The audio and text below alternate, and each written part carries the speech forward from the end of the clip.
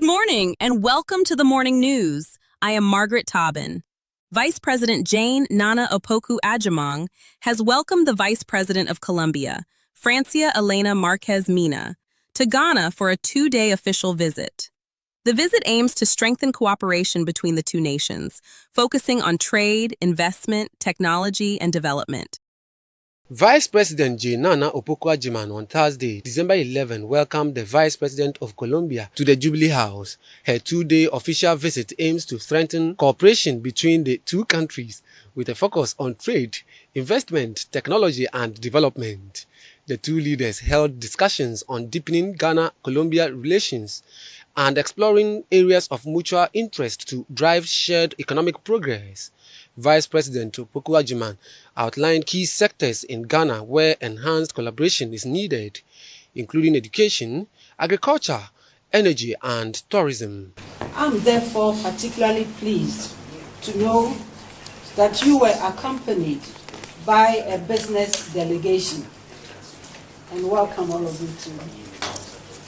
I have also taken note that a business seminar was organized this afternoon by the Ghana Investment Promotion Center to expose the business delegation to many avenues for successful and effective cooperation.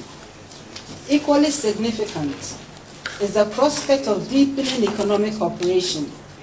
Ghana recognizes Colombia's expertise in biodiversity-driven innovation, creative industries, and agro-processing. Colombia stands to benefit from our dynamic investment landscape and growing markets in agriculture, energy, and services. Her counterpart, Vice President of Colombia, Mina, highlighted Colombia's experience in these areas and expressed her country's readiness to share knowledge and expertise with Ghana. A este continente, antes de venir a Ghana, estábamos en Togo, participando en el Congreso Panafricanista, y hoy estamos aquí para seguir reafirmando nuestro compromiso de fortalecer nuestros lazos de amistad, pero más que lazos de amistad son lazos familiares. Yo sé que mis ancestros y mis ancestras, aunque no sepa el lugar específico de donde salieron, sé que es de esta región de donde... The visit marks an important step towards building stronger bilateral ties and creating mutually beneficial partnerships grounded in the two nations' shared commitment to democratic values and sustainable development. Inspector General of Police Christian Tete Yohunu has issued a stern warning to criminals ahead of the Christmas season, declaring that security agencies will smoke you out as Ghana intensifies festive season security.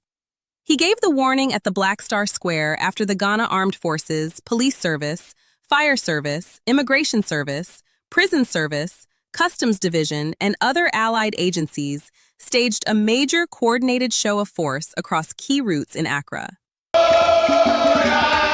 The exercise brought together the Ghana Armed Forces, the Police Service, Fire Service, Immigration, Prisons, Customs Officers and other security teams, all moving as one.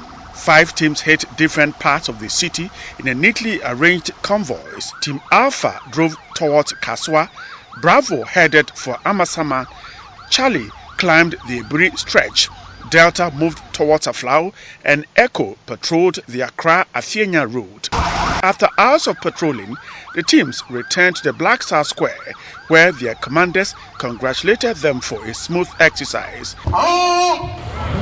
Inspector General of Police Christian Tete Yohunu stressed that the operation was meant to reassure citizens, especially returning diaspora visitors, while sending a strong warning to criminals. This is a time where most of our people in the diaspora will be visiting Ghana, at least for the Yuletide.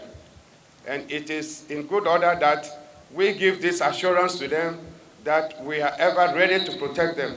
Chief of Defense Staff Lieutenant General William Ejapon praised the team for their discipline and teamwork, saying the exercise strengthened cooperation among the services. I want you to maintain a very deterring posture, be on the alert, and stand by for any eventuality. As the good citizens of this country, we make it merry. Ours is to be on the alert and to be at the background to save situations when they arise. We want to wish you a Merry Christmas in advance. Deputy Defense Minister Ernest Broja Jemfi also thanked the personnel for their dedication and assured them of government continued support. Ghana continues to enjoy stability in a region confronted by a myriad of complex security challenges, and this is largely due to your relentless efforts. We recognize that modern security threats require advanced technology to tackle these threats. Accordingly, government will continue to invest in the provision of appropriate equipment, logistics, training, and welfare to enable you perform your constitutional mandate effectively. The day ended with a reminder that Ghana's security forces are alert, prepared, and working together to ensure a safe and peaceful Christmas for everyone. A major clean energy revolution has begun in the South Tongu district of the Volta region. Atmosphere, a global climate action nonprofit organization, has rolled out its climate-resilient cooking stoves aimed at cutting carbon emissions and reducing dependence on firewood.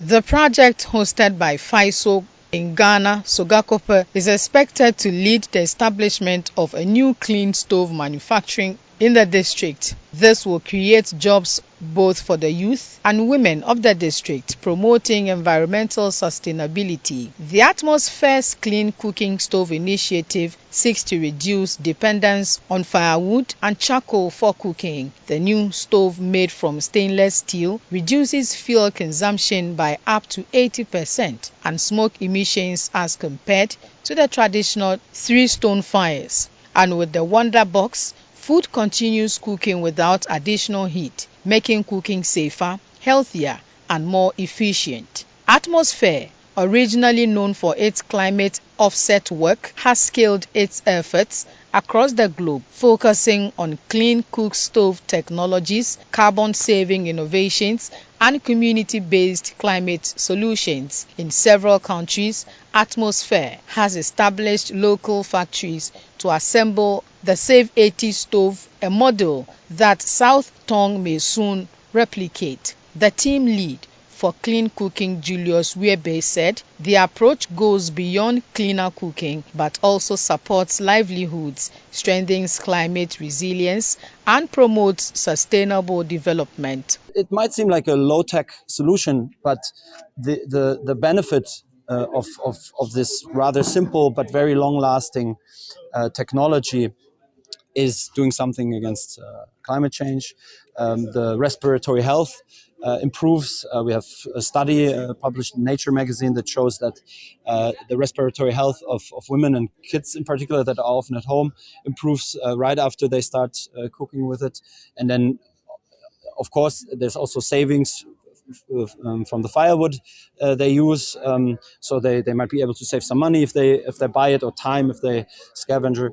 And then more generally, we ensure affordability of those stoves through accessing the carbon market, and that means also mitigating climate change with these stoves by helping the people save emissions. The regional coordinator for the project, Julius Kwejo Ameku, noted that the program is very timely and will create a more suitable environment and create job opportunities for the youth and women of the Volta region.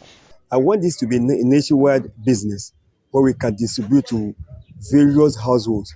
It will save energy, it will promote climate resilience, and it also creates it removes diseases associated with this carbon inhalation. And I believe this creates employment. People who will distribute are going to have income. People who sell as a retailer, they will have income. So virtually everybody within the value chain will benefit. The people cooking will benefit. The people who are selling will benefit.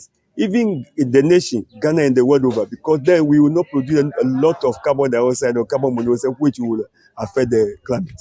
The National coordinator for the Atmosphere Organization in Ghana, who is also with Beyond Carbon Ghana Limited, highlighted how the project will help Ghana and other countries. Benefits is number one. It saves you time. It stops deforestation. It's much better for your health. And it's going to save you money. So I only encourage everybody to go and actually see and try it.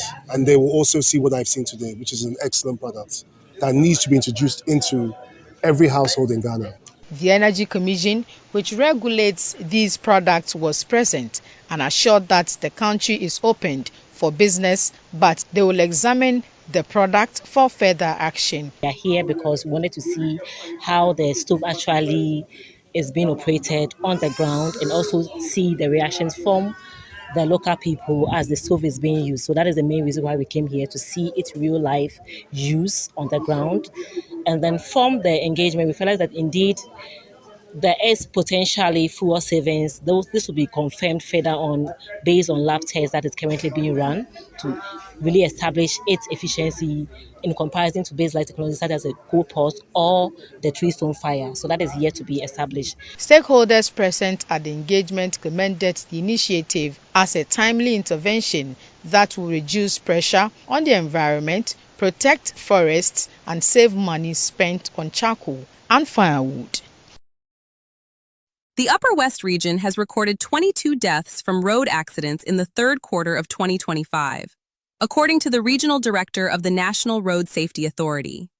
Speaking Bullet News, he urged all road users to adopt a highly defensive approach, stressing that even one is careful, another person's negligence can cause tragic consequences.